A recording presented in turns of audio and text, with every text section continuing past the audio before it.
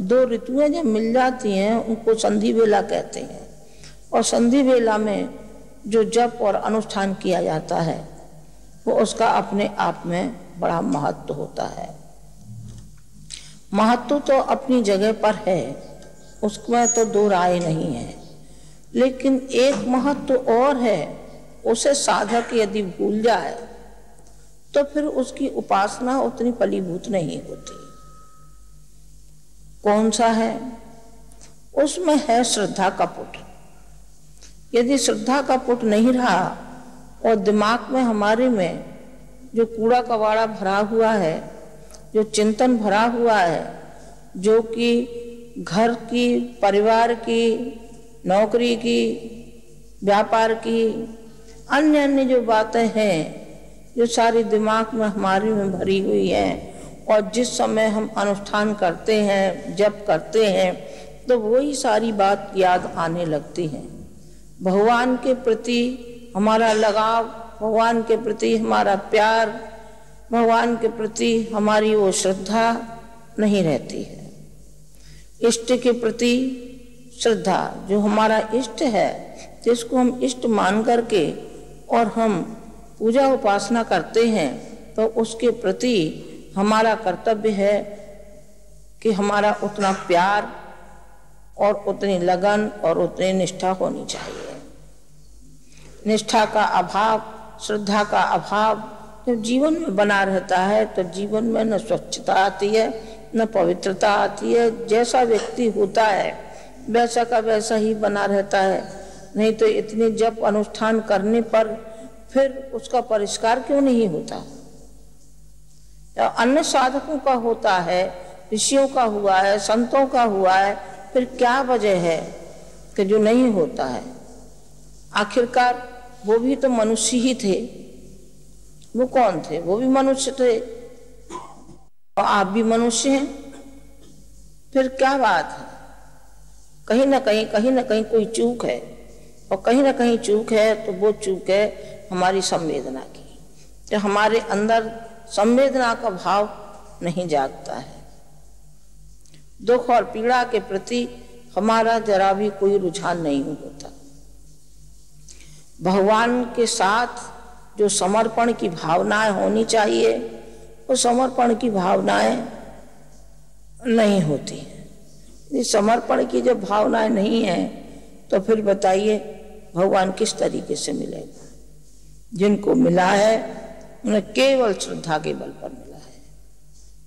चाहे वो दादू हो, चाहे वो कबीर हो, और चाहे रामकृष्ण परमहंस हो, चाहे जो भी हो, केवल श्रद्धा के बल पर ही उनको भगवान मिला है। भगवान बनाए जाते हैं, भगवान गढ़े जाते हैं।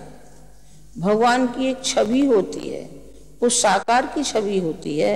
निराकार को तो हम पीछे जाते हैं, जबकि साकार हमारा परिपक्व हृदय हमारा जब हो जाता है तब निराकार की उपासना होती है। पहले उपासना साकार की जाती है। साकार को जब हम अच्छी तरह से अपने हृदय में उतार लेते हैं तो फिर निराकार की ओर जाते हैं। साकार का मतलब कि हम अपनी माँ की गोदी में खेल रहे हैं, गायत्री माता की गोदी में एक शिशु की भांत, एक साल भर का शिशु हो उसकी भांत हम अपनी माँ के गोदी में हैं, और माँ हमारे सर पर हाथ फेर रही है, माँ हमको खिला रही है, माँ हमें दूध पिला रही है। अपने जो मातृत्व का भाव है वो अपने हृदय में धारण करके और उसकी छवि में ही अपने ध्यान केंद्रित करना चाहिए। उनकी जो आंखों की पुतली है, उन आंखों की पुतली के भीतर जो बिंदु है उसमें एक ज्योति के प्रकाश का अनुभव करना चाहिए कि ये ज्योति का प्रकाश हमारे रोम रोम में, हमारे हृदय में, सब में हम प्रकाशवान हो रहे हैं। और माँ हमको इतना कुछ अनुदान और वरदान दे रही है कि जिससे हम निहाल हो रहे हैं। जिस सामाजिक व्यवस्था के कारण आज मनुष्य इतनी प्रगति कर चुका है, उसे उन्नत बनाए रखने का जिम्मा भी उसे ही उठाना होगा। रचनात्मक गतिविधियों से न केवल समाज के कमज़ोर लोगों को लाभ मिलता है, बल्कि सभी की आध्यात्मिक और भावनात्मक उन्नति भी होती है। गायत्री परिवार की रचनात्मक गतिविधियों के समाचार पेश हैं हमारे अगले स्तंभ जागृति के अग्निकण में।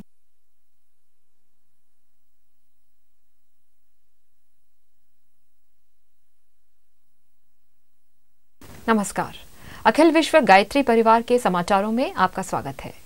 महाशिवरात्रि पर्व के अवसर पर शांतिकुंज द्वारा संचालित देव संस्कृति विश्वविद्यालय परिसर में प्रज्ञेश्वर महादेव का प्रथम वार्षिकोत्सव हर्षोल्लास के साथ मनाया गया। रुद्राभिषेक के पहले पतित पावनी मां गंगा का पूजन कर एक भव्य कलश यात्रा निकाली गई।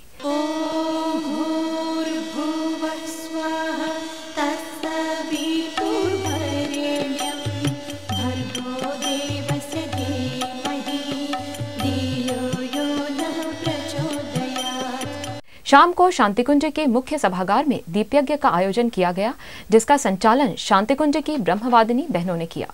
इस अवसर पर देव संस्कृति विश्वविद्यालय के छात्रों द्वारा मिशन के विचारों को जन जन तक पहुंचाने के उद्देश्य से एक साइकिल रैली निकाली गई।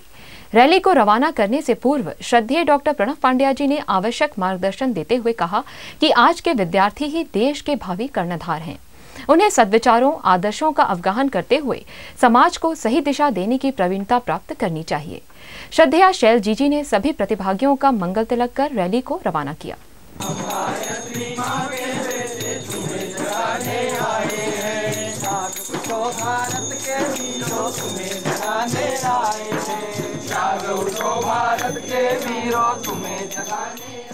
गायत्री तीर्थ शांतिकुंज में युग चेतना विस्तार कार्यशाला का आयोजन किया गया। इस कार्यशाला में देश भर से गायत्री परिवार के सभी जोनों के वरिष्ठ परिजनों ने भाग लिया। गायत्री परिवार के प्रमुख आदरणीय डॉक्टर प्रणव पांड्या जी ने कार्यकर्ताओं के लिए पूज्य गुरुदेव पंडित श्री राम शर्मा आचार्य जी का निर्देश बताया। गुरु का काम भगवान का काम है और भगवान का काम करने का मौका कभी कभी मिलता है, कभी कभी ऐसे अवसर आते हैं। ऐसा अवसर आया है और आप सब लोग यहाँ आए हैं, तो आप आज सुबह से लेकर आज शाम तक एक रणनीति मन में बनाइएगा कि हम किस तरह से शांतिकुंज के एक घटक बनकर, शांतिकुंज के घटक बनने में अपनी शोभा है, शांतिकुंज के घटक बनने में हमारी शान है, और शांतिकुंज के एक सदस्य का एक लेवल लगा करके हम यहाँ से जाएंगे। और जब जाएंगे तो हमारे पास महत्वपूर्ण जिम्मेदारियां होंगी। जब हमें कोई असमंजस होगा तो हम पूछेंगे, हम अपने वरिष्ठ भाइयों से मार्गदर्शन लेते रहेंगे और नियमित रूप से हम टच में रहेंगे। हम गुरुदेव के अंग अवयव, सबसे बड़ा पद कितना बढ़िया हो सकता है, गुरुदेव का शरीर का एक हिस्सा हम बन के काम करेंगे, हम शांतिकुंज का एक हिस्सा बन के काम करेंगे। आप नाम भर ले लीजिए शांतिकुंज का, प्रशासन में या कहीं भी गैर सामाजिक संगठनों में आपको देखिए कितना सम्मान मिल रहा है आपको। वो सम्मान सबसे बड़ा सम्मान है। आप किस पद पे हैं ये नहीं, प्रतिनिधि, हम प्रतिनिधि हैं बस। शांतिकुंज के प्रतिनिधि, गुरुदेव माता जी के प्रतिनिधि, गुरुदेव माता जी के अंग अवयव।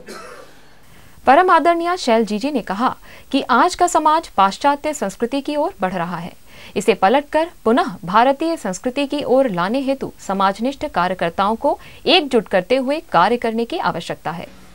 गुरुदेव माता जी का प्यार तो उनके लाखों करोड़ों बच्चों ने पाया, लेकिन उनका दर्द, उनका मन बांटने वाले बिरले ही होते हैं। आप में से पता नहीं आपका नंबर कौन से सा में आता है, 7-3 में आता है कि 7-4 में आता है, कह नहीं सकती, लेकिन एक बात जरूर जानती हूँ, आपका नंबर उस सा में जरूर आता है जिसमें गुरुदेव माता जी ने अपने अंतरंग की पीड़ा को अपने बच्चों के समक्ष लिखा। हरिद्वार जिले के लक्सर के पास 11 फरवरी की रात्रि डुमनपुरी गांव में हुए भीषण अग्निकांड से पीड़ित लोगों के लिए शांतिकुंज से आपदा राहत दल भेजा गया। इस भीषण अग्निकांड से पीड़ित लोगों के राहत के लिए शांतिकुंज ने दवाइयां, कंबल, भोजन, टेंट आदि वितरित किए। वल्लभाचार वैष्णव संप्रदाय के पीठाधीश स्वामी श्री द्वारकेश लाल जी महाराज 6 फरवरी को अपने 2 दिवसीय प्रवास पर शांतिकुंज पधारे। स्वामी जी ने शांतिकुंज, ब्रह्मवर्चस और देव संस्कृति विश्वविद्यालय का भ्रमण किया। देव संस्कृति देखने के बाद स्वामी जी ने कहा, यह देव संस्कृति विश्वविद्यालय समाज में एक नई क्रांति लाएगा, आध्यात्मवाद के साथ बुद्धि को प्रांजल कर जीवन को सार्थकता प्रदान करेगा। उन्होंने कहा कि गायत्री तीर्थ शांतिकुंज और देव संस्कृति विश्वविद्यालय की गतिविधियों से मैं अभिभूत हूँ। मॉडर्न एजुकेशन के साथ किस रूप से आप अपने आप को आध्यात्म जगत में भी सर्वोत्कृष्ट रूप में परमात्मा के चरणों में एक सुगंधित पुष्प के रूप में अपने आप को आप किस रूप से समर्पित कर सकते हैं, ये यहाँ का अति विशिष्ट विलक्षण स्वरूप है, जिसमें आप अपने अध्ययन के साथ साथ, ज्ञान के साथ साथ, विज्ञान के साथ साथ प्रज्ञान की दिशा में अपने आप को आगे बढ़ा रहे हैं। भगवान राजीव लोचन एवं कुलेश्वर महादेव की प्राचीन नगरी राजिम में संपन्न छत्तीसगढ़ संगठन समृद्धि महायज्ञ प्रदेश के अनन्य आस्थावान प्रज्ञापुत्रों के लिए एक महान सफलता थी। इस यज्ञ में साधना समर के 65,000 सेनानियों सहित नित्य 1.5 से 2 लाख लोगों ने भाग लिया। शांतिकुंज प्रतिनिधि श्री उपाध्याय जी ने कहा कि यदि हम समाज के दुख दर्द में काम आ सकें, संवेदनाओं का विस्तार कर सकें, तो निश्चित ही समाज का हर वर्ग हमें सहजता से स्वीकारेगा। उन्होंने कहा कि हम समर्थ सत्ता के संदेशवाहक हैं। यदि हमारे पुरुषार्थ में कमी नहीं रही तो सफलता को दुनिया की कोई भी शक्ति नहीं रोक सकती। ITIT यानी information technology institute for tribes of India Dehradun स्थित एक ऐसा प्रेरणा केंद्र है जहां पर सुदूर उत्तर पूर्व तथा भारत के अन्य पिछड़े इलाकों के आदिवासी बच्चों को आज की टेक्नोलॉजी से परिचित कराया जा रहा है। इनके माध्यम से सूचना क्रांति को भारत के दूर दराज इलाकों तक पहुंचाना संभव होगा। इस केंद्र का शुभारंभ भारत के प्रधानमंत्री माननीय अटल बिहारी वाजपेयी के हाथों से हुआ। डॉक्टर प्रणव पांड्या जी इस कार्यक्रम में विशेष आमंत्रित अतिथि थे। कार्यक्रम से पूर्व संस्थान के संस्थापक श्री ओबेराय जी और पांचजन के संपादक श्री तरुण विजय जी ने डॉक्टर प्रणव पांड्या जी को यहाँ के कार्य की विस्तृत जानकारी दी।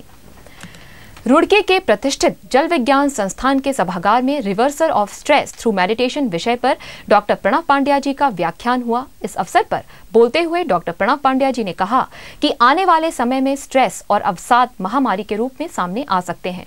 आधुनिक जीवन शैली के द्वारा उत्पन्न होने वाले इन रोगों के इलाज में ध्यान साधना की बड़ी भूमिका है। मल्टीमीडिया प्रोजेक्टर द्वारा दिए गए इस व्याख्यान ने उपस्थित सभी व्यक्तियों के चिंतन को नई दिशाधारा प्रदान की। कार्यक्रम का विशेष आकर्षण श्रद्धेय डॉक्टर साहब के निर्देशों पर सामूहिक ध्यान साधना का रहा। कार्यक्रम के अंत में संस्था की ओर से श्रद्धेय डॉक्टर प्रणव पांड्या जी को स्मृति चिन्ह प्रदान किया गया। नई दिल्ली के निकट सूर्या फाउंडेशन साधना स्थली झिंझोली में 23 से 24 फरवरी 2004 के दौरान 3 दिवसीय international seminar of naturopathy and doctors management programme आयोजित किया गया।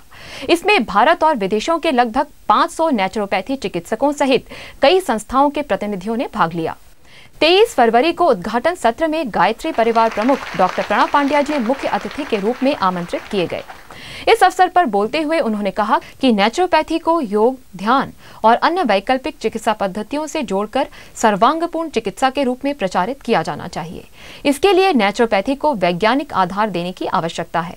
हर नेचुरोपैथी चिकित्सालय में गौशाला की अनिवार्यता पर भी डॉक्टर प्रणव पांड्या जी ने जोर दिया। स्वस्थ का मतलब होता है स्व में स्थित। जो स्व में स्थित हो वो स्वस्थ, जो योग में स्थित हो भगवान कृष्ण ने उसके लिए कहा योगस्थ, जो ध्यान में स्थित हो उसके लिए उन्होंने कहा ध्यानस्थ। तो स्वस्थ शब्द का क्या अर्थ हुआ? स्व में स्थित। हम अपने आप को स्व में स्थित बनाएं, अपने आप में स्थित होना चालू करें। हमारा अपना आपा कौन सा है? परमात्मा ने, भगवान कृष्ण ने कहा है पंच महाभूतों के रूप में मैं विद्यमान हूं। पंच महाभूतों के रूप में मैं मानवीय काया में विद्यमान हूं, और जो मुझे क्रश करते हैं, जो मुझे दुर्बल बनाते हैं, उनसे मैं बड़ा नाराज रहता हूं, क्योंकि मुझे ही दुर्बल बनाते हूं। जब भगवान स्वयं मौजूद है हमारे अंदर, तो हम किस में स्थित हों? परमात्मा में स्थित हों। परमात्मा में स्थित होने का मतलब यह होता है कि हम अपने जीवन में आध्यात्मिकता का समावेश करें, आध्यात्मिक सोच विकसित करें, पॉजिटिव चिंतन विकसित करें, विधेयात्मक दृष्टि विकसित करें, तब जाकर के हम स्वस्थ हो पाएंगे। तो स्वस्थ केवल आदमी का शरीर नहीं, बल्कि शरीर, मन और आत्मा तीनों स्वस्थ रहें। Spiritual fitness, mental fitness, physical fitness, ये तीनों चाहिए हमें, और ये तीनों रहेंगी तो व्यक्ति सर्वांगपूर्ण दृष्टि से स्वस्थ रहेगा। WHO ने कहा है 2015 में depression will be the biggest epidemic, और 3 से 4 अरब व्यक्ति डिप्रेशन के शिकार हो सकते हैं। आप कल्पना कीजिए, ये कल्पना कीजिए 3 से 4 अरब व्यक्ति अवसाद के शिकार होंगे, मानसिक अवसाद के। तो क्या करना चाहिए? उनको प्रकृति की ओर जितना जल्दी ले जाएंगे, जितनी जल्दी आप उनको योग विज्ञान के माध्यम से और आयुर्वेद के माध्यम से जोड़ेंगे, तब तक ये ठीक नहीं होने वाले। कार्यक्रम में सूर्या फाउंडेशन के संस्थापक श्री जयप्रकाश जी के साथ प्रसिद्ध उद्योगपति श्री सुभाष अग्रवाल, समाज सेवी तुकाराम दादा, बेल्जियम के डॉक्टर युवान तथा मॉरिशस के डॉक्टर धर्मवीर जी उपस्थित थे। शांति कुंज में होली मिलन की पूर्व संध्या पर होली का दहन हुआ, जिसमें सभी आश्रम वासियों सहित शिविरार्थियों और देव संस्कृति विश्वविद्यालयों के विद्यार्थियों ने भाग लिया। इस अवसर पर आदरणीय शैलजी जी व डॉक्टर प्रणव पांड्या जी भी उपस्थित थे। अपने संबोधन में डॉक्टर प्रणव पांड्या जी ने कहा कि आज बाहर हम जो होली देख रहे हैं वह होली का बहुत ही विकृत रूप है। हमारे ऋषियों ने टेजू के फूल से रंग बनाकर होली खेलना बताया था, जिससे हमारे शरीर के कई प्रकार के विकार नष्ट हो जाते थे। उन्होंने कहा कि गुरुदेव ने जो परंपरा हमें पर्वों को मनाने की सिखाई है, उस परंपरा को आज हम पूरे समाज को बताएंगे, ताकि आज होली के नाम पर जो अश्लीलता दिखाई जा रही है उसे समाप्त किया जा सके। आज होली का जो स्वरूप नजर आता है, विकृत स्वरूप नजर आता है। ये जो विकृत स्वरूप है होली का, इसके खिलाफ संघर्ष किया जाना चाहिए और सारे समाज में एक माहौल पैदा किया जाना चाहिए कि होली जो है ये उल्लास का पर्व है, रंगों का पर्व है। और रंग जो है ये हमारे जीवन में एक प्रकार से पूरी तरह से सारे बहुरंगी जीवन हमारा जो है उसमें दिखाई पड़ते रहना चाहिए। हमारे अंदर बहुत सारी प्रतिभाएं हैं, बहुत सारे आयाम हैं, वो सब खिलते रहना चाहिए। प्रतिभा भी खिले, हमारी साहस भी खिले, हमारे अंदर मनोरंजन की वृत्ति है वो भी खिले।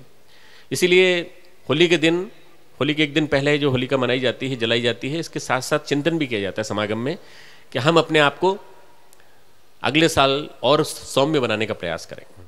कार्यक्रम के अंत में होली मिलन तथा प्रसाद वितरण हुआ और इसी के साथ अखिल विश्व गायत्री परिवार की गतिविधियों के समाचार समाप्त हुए।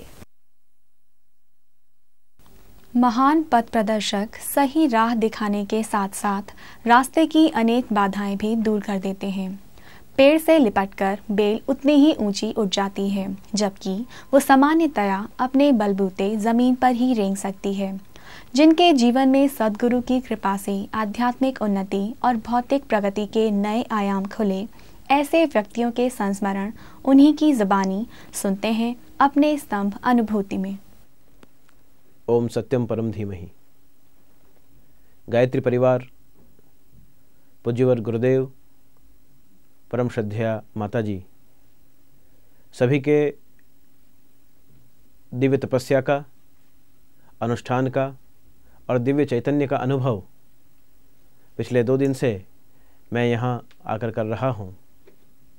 हम जगत गुरु वल्लभाचार्य महाप्रभु जी की भक्ति मार्गीय परंपरा से जुड़े हुए हैं और जब सर्वप्रथम मैंने हमारी वसीयत और विरासत पूज्य गुरुदेव की पुस्तक को पढ़ा, उसके बाद एक अंतश्चेतना, एक अंतर्प्रेरणा प्राप्त हुई कि गुरुदेव के इस अभियान को, इस महाअभियान को निकट से देखना है, जानना है, इसके बारे में अपने आप को कुछ नई दिशा में परिवर्तन ला सकें, उस दिशा में इस संपूर्ण अभियान से निकट से परिचित होना है। और एतदर्थ मैं कल मथुरा और आज यहाँ शांति कुंज हरिद्वार व्यक्तिगत रूप से अलग अलग विभागों में अलग अलग जो प्रवृत्तियाँ चल रही हैं, अलग अलग प्रशिक्षण का कार्य हो रहा है, कहीं अनुष्ठान, कहीं यज्ञादिक, कहीं पर्यावरण के बारे में, कहीं ध्यान, योग, इतनी अलग अलग विधाएं कि भारतीय संस्कृति, आर्ष वैदिक मनीषियों की परंपरा और साथ साथ आज के आधुनिक रूप में विज्ञान के साथ साथ किस रूप में हमारा प्राचीन प्रज्ञान सचोट और सार्थक है, इसका अनुभव यहाँ आकर करने को मिला है। और अगर हमें विकारों को सर्वदा के लिए विदाई करना होगा तो फिर संस्कारों का निर्माण करना पड़ेगा। विकृति का अगर हमारे जीवन से संपूर्ण समूल रूप से विनाश हो, ये हम अगर चाहते हैं तो संस्कृति की सुस्थापना परम आवश्यक होती है।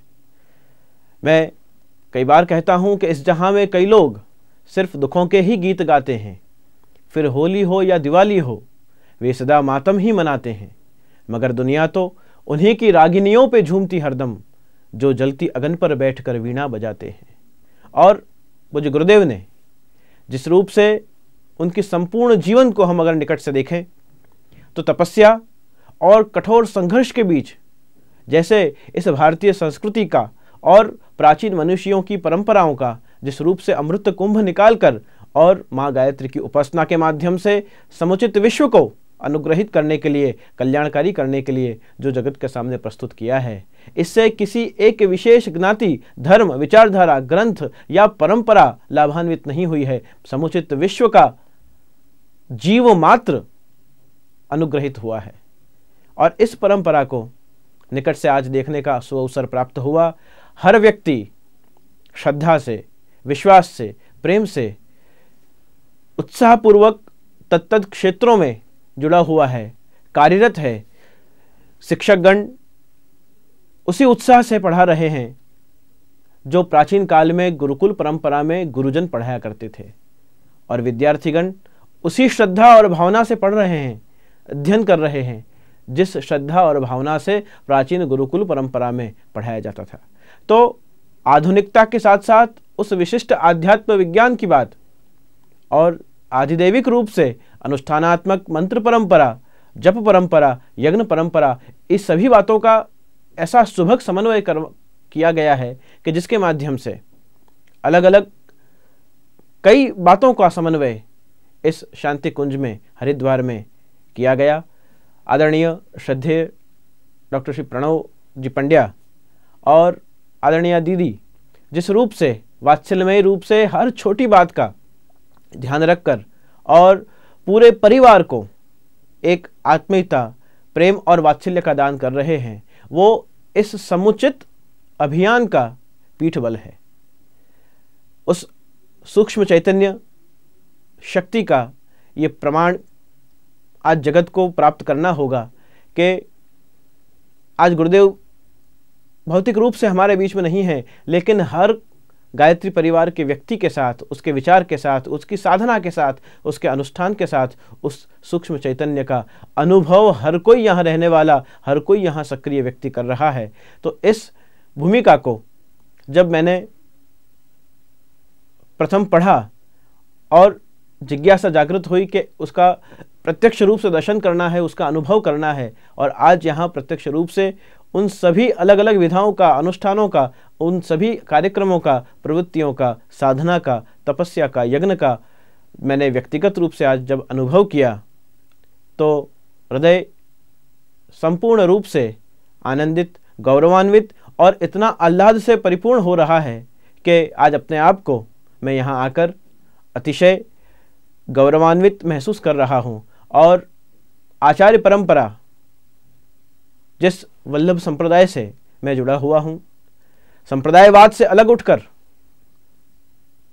सभी शास्त्र, संत, सात्विक विचारधाराएं और सदनुष्ठान एक रूप से कैसे जाकर उस परमपिता के चरणों में अपने जीवन का समर्पण करें, अपनी विचारधाराओं का समर्पण करें, अपनी परंपराओं का समर्पण करें, ये एक दिव्य संदेश मुझे यहाँ आकर प्राप्त हुआ है और उसी से आज जगत का कल्याण हो सकेगा।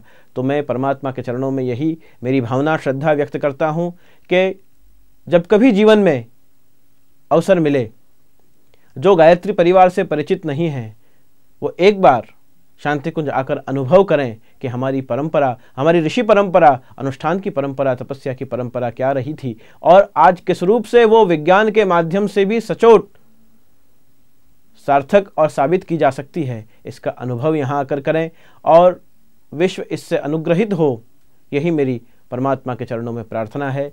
और जो अनुष्ठान, जो तप, जो वाइब्रेशंस, जो यहाँ की ऊर्जा, आधिदैविक ऊर्जा जो विश्व में व्याप्त होगी, उससे एक नए युग का निर्माण होगा और एक नया भविष्य, भारत का जो राज धर्म के रूप में, समुचित विश्व पर शासन करने के रूप में जो भारत स्वप्न देख रहा है, वो इसी माध्यम से सार्थक हो सकेगा, ये मेरा विश्वास है। और यही प्रार्थना करता हुआ प्रभु के चरणों में अपने शब्दों को विराम देता हूँ। इति शम। पर्यावरण की रक्षा के लिए आज सभी चिंता तो जताते हैं, परंतु जब ठोस कार्य करने की बारी आती है तो तथाकथित विकसित राष्ट्रों तक के आर्थिक हित आड़े आ जाते हैं। ऐसे में व्यक्तिगत प्रयासों और पर्यावरण को अध्यात्म के साथ जोड़ने के क्या सत्परिणाम मिल सकते हैं, आइए जानकारी लेते हैं हमारे जिज्ञासा कार्यक्रम में। आज हमारे बीच में शांति कुंज हरिद्वार के वरिष्ठ प्रतिनिधि श्री गजाधर भारद्वाज जी और उनके साथ लखनऊ गायत्री परिवार के श्री राधा कृष्ण दुबे जी उपस्थित हैं, जो कि विगत 2 दशकों से पर्यावरण के क्षेत्र में कार्य कर रहे हैं। इस क्षेत्र में हमारा मिशन क्या कर रहा है, हमारी भावी क्या योजनाएं हैं, इसके संबंध में हम चर्चा करेंगे। युग प्रभाव परिवार की ओर से हम आप दोनों का ही हार्दिक स्वागत करते हैं। सबसे पहले हम आपसे जानना चाहेंगे कि आधुनिक प्रगति का सबसे बड़ा अभिशाप पर्यावरण असंतुलन माना जा रहा है। हमारे ऋषियों ने पर्यावरण को अध्यात्म के साथ गूंथ करके ऐसी व्यवस्था बनाई थी कि पर्यावरण और प्रकृति को देवता के रूप में पूजा जाता था, इसका संतुलन निरंतर बना रहता था। तो ऋषियों ने यह कार्य किस प्रकार संभव कर दिखाया था, इस संबंध में आप कुछ प्रकाश डालेंगे। ऋषियों ने उसका एक ऐसा क्रम बना के रखा हुआ था कि पृथ्वी पर जो पानी है वो सुरक्षित रहे और वो गंदा ना होने पाए, और पानी को साफ़ सुथरा रखने के लिए हमें जो कर्म करने हैं वो कर्म बराबर करते रहे। जैसे लोग तालाब में कपड़े नहीं धोते थे, बाहर कपड़े अपने पानी ले जा करके धो लिया करते थे। जानवरों को पानी पिलाने का पोखर बिल्कुल अलग हुआ था, पीने के पानी का पोखर बिल्कुल अलग हुआ करता था। उसी तरह गांव के चारों तरफ ऐसे वृक्ष लगाते थे जिनको देव वृक्ष कहते हैं, और उन देव वृक्षों में चिड़िया अपना घोंसला रखती थी, वो कलरव करती थी। तो इस प्रकार धर्म के साथ में जोड़ करके उन्होंने ये सारे जो पेड़ पौधे हैं उन सारे पेड़ पौधों की वो बराबर सुरक्षा बना के रखते थे। ये ऋषियों का एक अपना एक अनवरत क्रम था, और पूरे गांव के लोग जो हैं वो उसको उस पर चलते थे और उनकी सेवा करते थे। कोई आदमी इन वृक्षों को कोई काटता नहीं था, सूख जाने के बाद ही उनका उपयोग करते थे। पर्यावरण असंतुलन हमें मानसिक और शारीरिक रूप से किस प्रकार प्रभावित कर रहा है?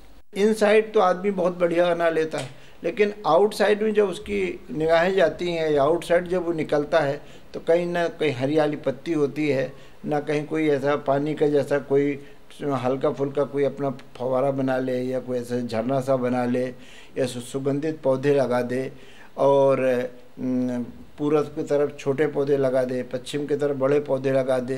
तो जिधर उसकी निगाहें जाएं उधर में उसको हरियाली दिखाई पड़ना चाहिए। उस हरियाली के अभाव में, जैसे पृथ्वी के ऊपर 33% वो हरियाली के लिए बात वैज्ञानिकों ने बताई है, उसी प्रकार जो आपका घर है वो भी कम से कम बाहर का जो हिस्सा है 33% वो हरियाली से भरा हुआ होना चाहिए। तो उसमें जो सूरज की किरणें पड़ती हैं, सूरज की किरणें करीब 67% सूरज की किरणें हरियाली के द्वारा सोख ली जाती हैं। अब 32% ही किरणें वापिस जाती हैं। जब सोखने वाला कोई नहीं होता तो वहाँ का माहौल भी गर्म हो जाता है और वो आदमी को अपसेट करता है। पर्यावरण की कीमत पे जो हम प्रगति कर रहे हैं, इस मानसिकता को किस प्रकार बदला जाए कि व्यक्ति पर्यावरण का मित्र बन के प्रगति कर सके? वृक्ष कटे क्यों? उन्होंने उसके द्वारा अपना सौंदर्य बढ़ाया। ऐसा चला कि लोगों ने कहा हम लकड़ी का ही हमारा मकान है, लकड़ी का ही हमारा फर्श है, लकड़ी की हमारी दीवारें हैं। और उसके पीछे से ये उद्देश्य था कि लोग ये जान सकें कि ये बहुत बड़े पैसे वाले हैं। तो प्रकृति की कीमत पर अपने वो बड़प्पन को स्थापित करने लगे, और उसका जो नुकसान हुआ वो आम आदमी को भुगतना पड़ा। आज भी जो हम ऑक्सीजन ले रहे हैं उसमें से कोई पौधा हमारा लगाया हुआ नहीं है, हमारे तमाम पूर्वजों की मेहनत है, उन्होंने उन वृक्षों को लगाया है। आज वही वृक्ष हमको, उन्हीं के हम ऑक्सीजन ले रहे हैं, वही हमारा जहर पी रहे हैं। दुबे जी, आप भी लंबे समय से इस क्षेत्र में जुड़े रहे हैं, तो किस प्रकार व्यक्ति की इस मानसिकता को बदला जा सकता है कि पर्यावरण का मित्र बन के या पर्यावरण को स्वस्थ रख के भी हम अपनी प्रगति कर सकते हैं? जैसा कि हमारे यहाँ पहले औषधि लेने के पहले उनकी प्रार्थना की जाती थी। हमारे यहाँ वनस्पतियों में इस दैवी शक्तियों के निवास के बारे में हमारे ऋषि अवगत थे, और इसी कारण उनकी पीड़ा से भी अवगत थे। फिर भी अपनी प्राण रक्षा के लिए जब औषधि लेनी रहती थी तो उस पेड़ से औषधि लेते थे, लेकिन उसके पहले प्रार्थना करके लेते थे। प्रार्थना करके लेने से तो इस तरह की संवेदनशीलता रहती थी, तो ऐसी परिस्थिति में अनावश्यक रूप से नुकसान नहीं किया जाता था। आज जो दृष्टिकोण लोगों का है, उपभोक्तावादी दृष्टिकोण है, उसमें यह ध्यान नहीं रखा जाता है कि कहीं विनाश हो रहा है। उनको अपने काम से मतलब रहता है, और जितनी आवश्यकता रहती है उससे कई गुना अधिक लोग ले लेते हैं। इसीलिए हरियाली अधिक विनाश होता है। तो ऐसी दिशा में लोगों को पेड़ पौधों के अंदर जो चेतना है, प्राण है, उनके अंदर दैवी शक्ति है, उसके प्रति संवेदनशील किया जाए, करुणा जागृत की जाए, तो मेरा विश्वास है कि हरित का क्षरण काफ़ी हद तक रोका जा सकता है। आपने भी बताया कि वृक्षों, वनस्पति और पर्यावरण के प्रति यदि मानव समाज के अंदर संवेदना होगी तो निश्चित रूप से ये तस्वीर का कुछ एक और पहलू भी होगा जो कहीं ज़्यादा अच्छा होगा। तो इस संबंध में सबसे ज़्यादा जरूरी है कि हम लोगों को प्रशिक्षित करें। आज लोगों में जागरूकता ही नहीं है पर्यावरण के लिए, तो लोगों में ऐसी चेतना पैदा करने के लिए, जागरूकता पैदा करने के लिए शांति कुंज क्या कर रहा है, इस संबंध में आप प्रकाश डालें। अपने जो 1 महीने के शिविरार्थी आते हैं, उन 1 महीने के शिविरार्थियों का जो पहला प्रशिक्षण दिया जाता है बागवानी में, वो ये दिया जाता है कि जो आप ऑक्सीजन लेते हैं या जो जल आप पीने के काम में आते हैं, ये कहाँ बनता है, कैसे बनता है, इसको सुरक्षित कैसे करें, और साथ ही साथ ये इसके लिए, इसकी उन्नति के लिए आप क्या कर सकते हैं। तो हम उन लोगों की बताते हैं कि आप अपने रक्षाबंधन पर, आपके अपने घर में जब कोई बुज़ुर्ग नहीं रहते हैं, या उनकी यादगार पर, या आप अपने जन्मदिन पर ऐसे कम से कम नहीं तो 5 वृक्ष लगाइए। छोटी सी जगह में भी किस प्रकार हरियाली रख सकता है, किस प्रकार पौधे लगा सकता है, किस प्रकार अपने यहाँ थोड़ी सी सब्जी भी पैदा कर सकता है, किस प्रकार खाद के गड्ढे बना सकता है यदि उसके पास में जगह है। तो प्रयास ये रहता है कि उसके इतना ज़्यादा प्रशिक्षण हो जाए कि ताकि वो आदमी वहाँ जाके कर सके, और उसके पहले हमें उसका महत्व बताते हैं कि तुम्हारा शरीर भी 5 तत्वों से बना हुआ है, और ये 5 तत्वों से ये धरती के ऊपर भी नियंत्रण है। तो वो 5 तत्वों को तुम कैसे परिष्कृत कर सकते हो, और उन 5 तत्वों के प्रति इसका एक लगाव पैदा कर देते हैं। दुबे जी, आप एक लंबे समय से इस क्षेत्र से जुड़े रहे हैं, तो हम आपसे जानना चाहेंगे कि इस संबंध में क्षेत्र में हमारे परिजन क्या कर रहे हैं।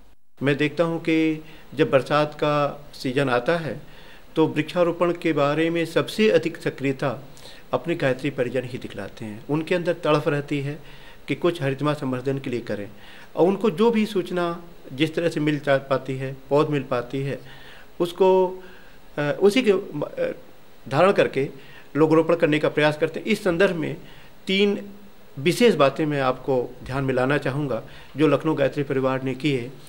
एक गिलोय का रोपण बहुत अच्छे ढंग से लोगों ने किया। यहाँ शायद पूरे देश के लिए एक अनूठा प्रयास था, जिसमें गिलोय की कटिंग को लोग ले करके झोलों में रख करके और ट्रेन में चलते हुए, कहीं भी जाते हुए लोग चलते थे और लोगों को गिलोय के महत्व को बताते थे और कहते थे इसको घर पे ले जाकर लगा दीजिए, पौधा तैयार हो जाएगा और आपके लिए सारा बल की औसत देता रहेगा।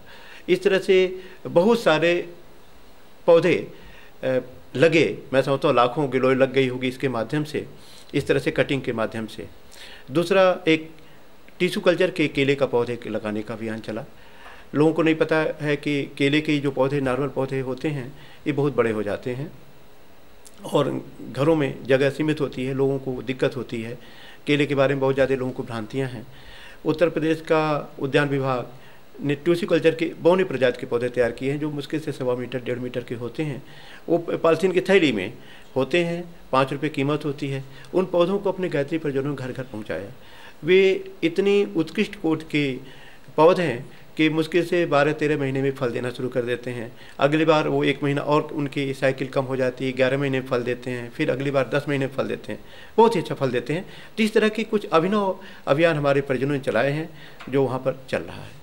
आपने साहित्य के साथ पर्यावरण को जोड़ा और इस संबंध में लोगों को जागरूक किया, तो इस अभियान का शुभारंभ आपने कैसे किया? मैं शांति कुंज के हरितमा संवर्धन अभियान से अपने को अधिक नज़दीक पाता था वन विभाग में सेवा करने के कारण। तो इस संबंध में जब मैं जंगलों में मैंने महसूस किया कि रोपण से अधिक विनाश हो रहा है और अगर विनाश को रोकना अधिक जरूरी है हरितमा संवर्धन के लिए। सरकार के जो तरीके हैं वो दंड वाले हैं, उसमें लोगों को दंडित किया जाता है। और मैंने महसूस किया कि जंगल इतने विशाल क्षेत्र में पड़े हुए हैं और उनकी रक्षा के लिए बहुत सीमित कर्मचारी हैं। एक वन रक्षक को 100 वर्ग किलोमीटर का क्षेत्र रक्षा करने के लिए दे दिया जाता है। वह उसकी रक्षा नहीं कर सकता है। जनता को जब तक हम सोच परिवर्तन नहीं करेंगे, जंगलों की रक्षा नहीं कर सकेंगे। तो विचार में आया कि अगर इन लोगों के मन में वृक्षों के प्रति करुणा का भाव जागृत किया जाए तो वृक्षों का कटान रुक सकता है। यही भावना लेकर के लखनऊ में आकर के इस गुरु जी की प्रेरणा से साहित्य सृजन का काम शुरू किया और सर्वप्रथम वनस्पत अध्यात्म नाम की पुस्तक लिखी और उसका कुछ ही समय में 3 संस्करण निकल गए, पूरे प्रदेश में गया और उसमें वृक्षों की उससे हर संवेदनाओं को अभिव्यक्त करने का प्रयास किया जो कि तरह तरह से लोगों के द्वारा अनुभूत की गई थी। इस तरह की भावना पैदा हुई और उस पुस्तक को काफ़ी लोकप्रियता मिली। उससे प्रोत्साहित होकर के मैंने और भी साहित्य प्रयास किया और वो एक साहित्य की लंबी एक श्रृंखला बनी जो पर्यावरण ज्ञान समिति के एक आंदोलन के रूप में बनी और पूरे उत्तर प्रदेश का वन विभाग का लगभग हर कर्मचारी उस साहित्य से प्रभावित हुआ। अधिकांश लोगों का यह मानना है कि जो उद्यान लगाना, बगीचा लगाना एक तकनीकी विषय है, तो आम लोगों की इसमें रुचि नहीं थी, बहुत कुछ करना भी चाहते हैं पर उनकी स्वयं की कोई जानकारी नहीं होती। केंद्र में इस संबंध में प्रशिक्षण दिया भी जाता है, जो 1 माह के शिविरार्थी आते हैं, पर आम व्यक्ति को तकनीकी रूप से प्रशिक्षित करने के लिए भी आपने प्रयास किए हैं, उसके संबंध में भी आप हमारे श्रोताओं को जानकारी देना चाहिए। इसके लिए हम लोगों ने साहित्य के ही माध्यम से काम किया।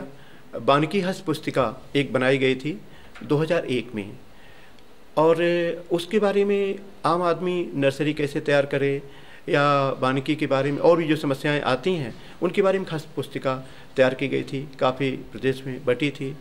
इसके अतिरिक्त प्रशिक्षण संस्थान जो अपने प्रदेश के हैं, वानिकी के प्रशिक्षण संस्थान हैं, उनके लिए भी हम लोगों ने साहित्य तैयार किया। सभी धर्मों से वानिकी को जोड़ने की सफलता मिली। उसके संबंध में वृक्षारोपण के मॉडल बनाए गए। इस्लाम धर्म के लिए कुरानी वाटिका बनाई गई। इस्लाम में क्या शिक्षाएं दी गई वृक्षारोपण की, एक उल्लेख करना चाहूँगा कि मुसलमान इस समय एक सामान्य धारणा है कि वृक्षों के कटान करने में बहुसंख्य मुसलमान ही काम करते हैं, जबकि इस्लाम में वृक्षों को काटने के बारे में सबसे अधिक कठोर हिदायतें दी गई हैं, उसमें मना किया गया है। लेकिन दुर्भाग्य से उन शिक्षाओं का मुस्लिम समुदाय में प्रसार नहीं हो पाता है। इसलिए कुरानी वृक्ष वाटिका करके एक फोल्डर बनाया गया था, बहुत ही लोकप्रिय होता, मुसलमान वर्ग के अंदर लोकप्रिय हुआ था। उसी के अंदर कुरानी वाटिका भी स्थापित की गई थी लखनऊ की ऐशबाग ईदगाह में। फिर हिंदू धर्म के तो बहुत सारे मॉडल हैं, पंचवटी है, नवग्रह है, नक्षत्र वाटिका है, हरशंकरी है। इस तरह के इन सभी मॉडलों को बना करके और वहाँ पर मुख्यालय पर, लखनऊ मुख्यालय में रोपण किया गया या क्षेत्रों में रोपण किया गया। ऋषि संस्कृत में जो धार्मिक वनस्पतियाँ आई हैं उनकी सही पहचान लोगों को बताई गई और उनका महत्व बताया गया। तो इस तरह से संत विशेषकर समय के बारे में बहुत कुछ काम हुआ और लखनऊ में जहाँ समय के बारे में कोई नहीं जानता था, इसमें संभवतः शनि ग्रह की शांति के लिए विभाग वहाँ का सर्वश्रेष्ठ व्यक्ति जितने IAS हैं या मंत्री स्तर के लोग हैं, सभी लोग समय को जानने लग गए हैं और अपने घरों में गमलों में समय स्थापना करते हैं। तो विभिन्न धर्म संप्रदाय से जुड़े हुए लोगों की आस्था को अपने पर्यावरण से जोड़ करके इस आंदोलन में जो सफलता पाई है उसमें शांति कुंज की भूमिका को आप कैसे रेखांकित करेंगे? सच कहूँ सब कुछ तो शांति कुंज का ही है। यहाँ से प्रेरणा मिलती थी, यहाँ से मार्गदर्शन मिलता था, उस पर जो ड्राफ्ट बनाता था यहाँ शांति कुंज आकर दिखलाता था, उसमें तरह तरह के सुझाव दिए जाते थे। तो सब कुछ शांति कुंज का ही था। बस ये नाम हो जाता था प्रकाशन के लिए जो साहित्य होता था, जहाँ से आर्थिक साधन जहाँ से में उपलब्ध होते थे या जो तंत्र प्रकाशित या वितरित कराने की जिम्मेदारी लेता था उसका नाम पड़ जाता था। वस्तुतः यह जो कुछ भी हुआ, इस समय लगभग हमारी समिति से 33 पुस्तकें प्रकाशित हुई इधर 3-4 सालों के अंदर, और ये सब कुछ यहीं की कृपा थी, यहीं का मार्गदर्शन था। बस नाम हो गया कि पर्यावरण ज्ञान से समय से छपा या उत्तर प्रदेश वन विभाग से। आगे की क्या योजना है इस संबंध में, हम आगे और क्या करना चाहेंगे? मैं महसूस करता हूँ कि मैं केवल माध्यम हूँ, गुरु जी की कृपा होती है तो मुझे सौभाग्य देते हैं कुछ करने का।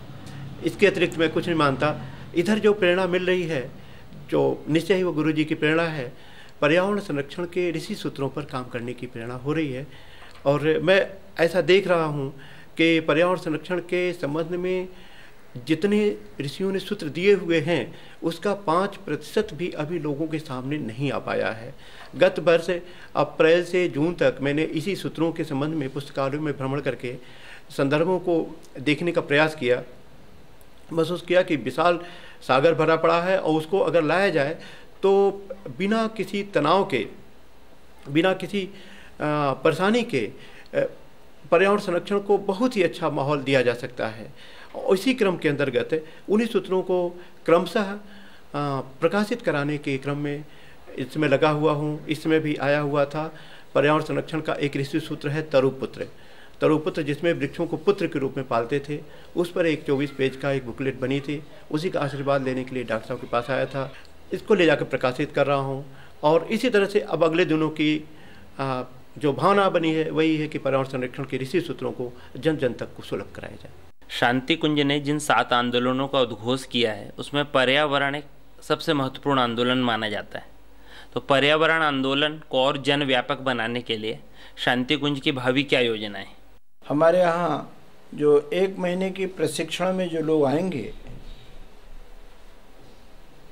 उनको इस बात के लिए हम तैयार करेंगे कि वो अपने गांव के इर्द गिर्द, जैसे पंचवटी है, हरशंकरी है, इस प्रकार के वृक्ष अपने पूर्वजों की याद में, अपने बच्चों के जन्मदिन पर, अपनी शादी के वर्षगांठ पर उनको लगाएं ही नहीं, उनकी सुरक्षा भी करें और उनका रख रखाव भी करें और उस अपने संकल्प को याद रखें। उसके लिए यहाँ से भी उन्हें पौधे दिए जाएंगे और उनसे इस बात का संकल्प लिया जाएगा कि कम से कम एक परिजन जो पड़ित ज़मीन है, खेत की मेड़ की ज़मीन है, उनमें कम से कम 108 वृक्ष लगाए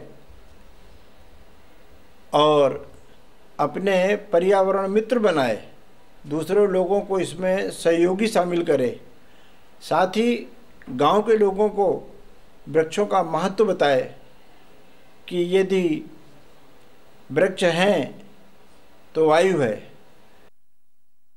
वृक्ष यदि बढ़ेंगे तो जल होगा और जल और वायु मिलकर के जीवन देंगे। आज आप लोग हमारे बीच में आए। पर्यावरण और हरितिमा संवर्धन के संबंध में आप लोगों ने हमारे दर्शकों को बड़ी ही महत्वपूर्ण और प्रेरक जानकारी उपलब्ध कराई। इसके लिए युग प्रवाह परिवार की ओर से हम पुनः एक बार आपका आभार व्यक्त करते हैं। आदिशक्ति गायत्री को वेदों की जननी अर्थात वेद माता कहा गया है। वेद ही ज्ञान के आदि स्रोत हैं। प्रजापति ब्रह्मा ने ही आदिशक्ति की साधना के द्वारा चारों वेदों का सृजन किया। ज्ञान को क्रिया रूप में परिणत करने वाले अंतःकरण चतुष्टय अर्थात मन, बुद्धि, चित्त एवं अहंकार का जागरण एवं परिष्कार वेदमाता गायत्री की कृपा से ही संभव हो पाता है।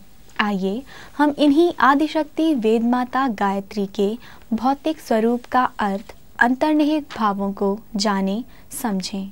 वेद अर्थात ज्ञान, गायत्री ही वेद माता अर्थात ज्ञान की जननी हैं। गायत्री का तप करके ही ब्रह्मा जी ने सृष्टि और इसके 4 चरणों से 4 वेदों की रचना की है। ज्ञान प्रकट करने वाली वैखरी, मध्यमा, पश्यंती, परा आदि वाणियाँ तथा ज्ञान को क्रियान्वित करने वाले अंतःकरण चतुष्टय, मन, बुद्धि, चित्त, अहंकार का जागरण एवं परिष्कार इसी की कृपा से होता है। गायत्री की इस शक्ति धारा का मंत्राक्षर व और बीजाक्षर ओम है। वेद माता साधक में स्मृति और विद्या का जागरण करती हैं। फलस्वरूप साधक को दैवी संदेशों और सद्ज्ञान की प्राप्ति होती है। यंत्र में बीज मंत्र पर बने 2 त्रिभुज त्रिगुण तथा त्रिकाल के गुम्फन के प्रतीक हैं। गोलक मर्यादित विस्तार तथा 4 लिंगाकार वेद की 4 धाराओं, चारों वेदों के द्योतक हैं। वेद माता की अनुकंपा से अंतःकरण में वे स्फुरणाएँ अनायास ही उठती हैं जिनके लिए वेद विद्या का पारायण किया जाता है।